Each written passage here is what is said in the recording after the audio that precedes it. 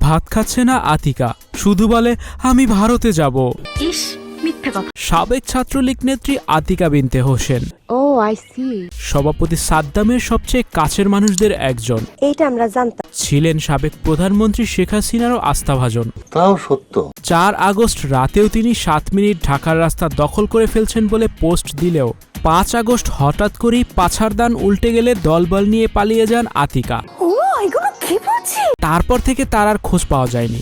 কি বলবো, যাই হোক। তবে এবার জানা গেল এক আত্মীয়র বাসায় লুকিয়ে আছেন তিনি। আমি শুনি নাই, অনেকে শুনছে। নাওয়া খাওয়া একদমই ছেড়ে দিয়েছেন। আরে সোফার দুই পাশে শেখ মুজিব আর শেখ হাসিনার ছবি রেখে মাঝখানে তিনি বসে থাকেন তোর মাথা নষ্ট। আর সারাক্ষণ কাঁদেন। বলেন কি? একবার মুজিবের ছবি ধরে কাঁদেন, আরেকবার হাসিনার ছবি ধরে কাঁদেন।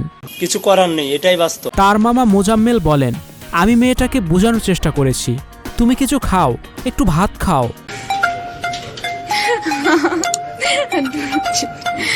এভাবে না খেয়ে থাকলে তোমার শরীর ভেঙে যাবে। কিন্তু আতিকা কোনো কথা মানতে নারাজ। তার একটাই কথা, আমি ভারত যাব। ঠিক আছে ঠিক আছে। আতিকার এমন অবস্থায় বিপদে আছেন তার পরিবার।